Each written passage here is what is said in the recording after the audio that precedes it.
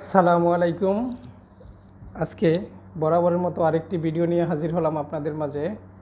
আজকের যে বিষয়টি আমি উপস্থাপন করব সেটি হচ্ছে বাংলাদেশের যে সাইজ দেওয়া আছে সরকারিভাবে 5 ফুট সাইজের ফটো কিভাবে অ্যাডোবি ফটোশপ 7.0 এর মাধ্যমে তৈরি করবেন। এটা খুব সহজ করে আমি দেখানোর চেষ্টা করব। আশা করি না টেনে পুরো ভিডিওটি দেখবেন। পুরো ভিডিওটি দেখলে আসলে আপনারা বুঝতে পারবেন কিভাবে খুব সহজেই একটি কম ব্রাইটনেসের একটি ফটো কিভাবে উজ্জ্বল আপনি খুব সহজেই তৈরি করতে পারবেন। তো চলুন দেখে নেই আজকের ভিডিওটি। আমরা এখন ফটোটি ওপেন করব। আমরা এখন অ্যাডোবি ফটোশপে যে ফটোটি নিয়ে আমরা কাজ করব এই ফটোটি ওপেন করব। ডাবল ক্লিক করে ফটোটি ওপেন করব। এই ফটোটি দিয়ে আমরা আজ 5 ফুট সাইজ ফটো তৈরি করব। আমাদের প্রথম কাজ হচ্ছে ফটোটিকে ক্রপ করতে হবে। দেখেন এখানে ক্রপ টুল আছে। ক্রপ টুল সিলেক্ট করে এখানে উপরে দেখেন with 40 mm, height 50 mm, resolution 300 এটা স্ট্যান্ডার্ড পিক্সেল/ইঞ্চি। এখন আমরা ফটোটি ক্রপ করব। দেখেন ফটো ক্রপ করার নিয়ম হচ্ছে এখানে ফটোটা নেওয়ার পরে আমরা এটাকে ক্রপ করব। এখন দেখেন এখানে নাক বরাবর একটা সার্কেল আছে। এই সার্কেলটা আমরা এখানে রেখেই যে ফটোটা একবারে বরাবর থাকলেই এটা নাকের বরাবর রাখলে দুই দিকে দেখবেন সমান স্পেস থাকবে। এখানে উপরে 10%, ফেসের নিচে 30% আমরা গ্যাপ রাখবো 100%-এর থেকে। ফেস থেকে এতটুক দেখেন 30-35 এরকম গ্যাপ রাখবো। এখন আমরা এন্টার দিয়ে এটা ক্রপ করব। আমাদের ক্রপ করা হয়ে গেছে। এখন দেখেন আমরা এটাকে কি করব, এটা আমরা ব্যাকগ্রাউন্ডটা যেহেতু একই কালার, এখন ব্যাকগ্রাউন্ডটা আমরা চেঞ্জ করব। Ctrl+L দিয়ে লেবেল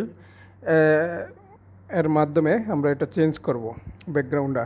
Ctrl+L প্রেস করে আমরা ব্যাকগ্রাউন্ডের কালারটা একটু ব্রাইটনেস করে নিব।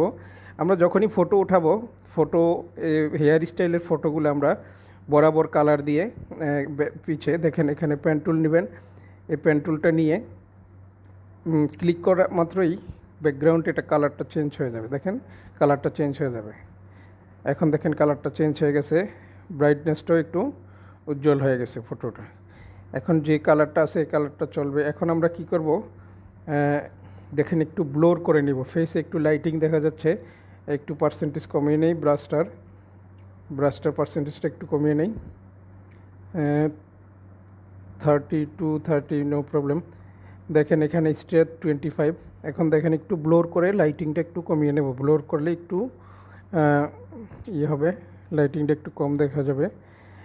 দেখেন ব্লোর চলে যতটুকু আছে ইনশাল্লাহ। এখন দেখেন আমরা কি করব, এখানে ব্রাশ টুলের মাধ্যমে হেয়ারটা একটু কালার করবে আমরা। ক্লোন দেখেন এখানে যে চোখের মতো একটা আইকন আছে, এখানে বার্ন টুলের মাধ্যমে আমরা হেয়ারটাকে একটু কালার করে নিব। এটা মাউজের লেফট বাটন প্রেস করে এটা ডিরেক্ট করা মাত্রই অটোমেটিক কালার হয়ে যাবে। মাউজের লেফট বাটন ক্লিক করে এটা ডিরেক্ট করেন হেয়ারের উপর, দেখেন এটা কালারটা চেঞ্জ হয়ে যাচ্ছে অটোমেটিক। এটা আমাদের বার্ন টুলের মাধ্যমে। এখন দেখেন আমরা আইব্রোটা একটু কালার করবো, একটু কমিয়ে নিচ্ছি। ব্রাশের সাইজটা একটু কমিয়ে নিচ্ছি, আইব্রোটা একটু কালার করে দিব। দেখেন আমি একটু দ্রুত করার চেষ্টা করব, কারণ ভিডিওটা লম্বা হলে অনেক সময় সমস্যা হয়, দেখতে অনেকের সম্ভব হয় না। এই জন্য একটু শর্টকাট করব। আপনাদের যারা বুঝতে সমস্যা একটু পুশ করে অপশনগুলো বুঝিয়ে নিন। এখন দেখেন আমরা লিপটা একটু কালার করে নিব। এখানে দেখেন রেড কালার উপরে নিয়ে আসতে হবে ব্রাশ টুলের মাধ্যমে আমরা লিপটাকে একটু জুম করে কালার করে নিব। লিপটা দেখেন একটু আমরা উপরে দেখেন নর্মাল রেখে, উপরে দেখেন অপাসিটি 31, ফ্লো 31 রেখে আমরা করব এটা লেফট বাটন প্রেস করলেই অটোমেটিক হয়ে যাবে। মাউসের লেফট বাটন প্রেস করে ডিরেক্ট করেন, বাস দেখেন এখন কতটা চেঞ্জ হয়ে গেছে। দেখেন এখন কিন্তু ফটোটা মোটামুটি। এখন আমরা কি করব, ম্যাজিক টুলের মাধ্যমে, দেখেন ম্যাজিক টুলের মাধ্যমে আমরা ফেসটা শিফট প্রেস করে ফেসটাকে আমরা সিলেক্ট করব। শিফট প্রেস করে ফেসটাকে সিলেক্ট করব, শিফট চেপে মাউসের লেফট বাটন চেপে আমরা ফেসটাকে সম্পূর্ণ যে ফেসের নিচের অংশ সহ আমরা সিলেক্ট করব। দেখেন এখানে অনেকগুলো সার্কেল আসে সিলেকশন, এগুলো আমরা শিফট চেপে রেখে মাউসের লেফট বাটন ক্লিক করে এগুলো আমরা রিমুভ করে নিব এই সেটিংগুলো। এতে করে কি হবে, ফুল ফেসটা একই রকম ব্রাইটনেস আসবে। এগুলো আমরা শিফট চেপে রেখে করতে হবে, শিফট ছেড়ে দিলে হবে না। শিফট চেপে রেখে কন্টিনিউ এগুলো প্রেস করেন, দেখেন এখন কিন্তু রিমুভ হচ্ছে, অলমোস্ট কমপ্লিট। এখন আমরা কন্ট্রোল এম এর মাধ্যমে দেখেন যে ডায়লগ বক্সটা আসছে, একটু বাড়িয়ে নেই, এখন এন্টার অথবা ওকে দিয়ে আমরা চলে আসি। দেখেন একটু ফেসটা অটোমেটিকলি কত চেঞ্জ হয়ে গেছে, ফেসটা কিন্তু অনেক ব্রাইটনেস হয়ে গেছে দেখেন। হ্যাঁ, অলমোস্ট কমপ্লিট হয়ে গেছে, দেখেন কত দ্রুত আমাদের। এখন আমরা ফেসের কালারটা নিয়ে একটু আইব্রোর নিচে ফেসের কালারটা দেখেন, এটা যে উপরের অংশটা ব্রাশ টুলের মাধ্যমে আমরা এটা করব। যে আইব্রোর নিচে দেখেন এই যে এখানে অপাসিটি 31 ফ্লো, দেখেন এটা রেড কালার আসছে। রেড কালার কারণ ওই যে আমাদের ব্যাকগ্রাউন্ডের কালারটা পিঙ্ক কালার, দেখেন এখন ক্লিয়ার আসছে। ব্যাকগ্রাউন্ডের কালারটা অবশ্যই চেঞ্জ করে নিতে হবে, এটা টপ কালার, ব্যাকগ্রাউন্ডে আমাদের পিঙ্ক আছে। দেখেন এখন মোটামুটি লাইটিং আসছে চোখের নিচে কতটা লাইটিং, দেখেন এখন অলমোস্ট ক্লিয়ার ফটোটা।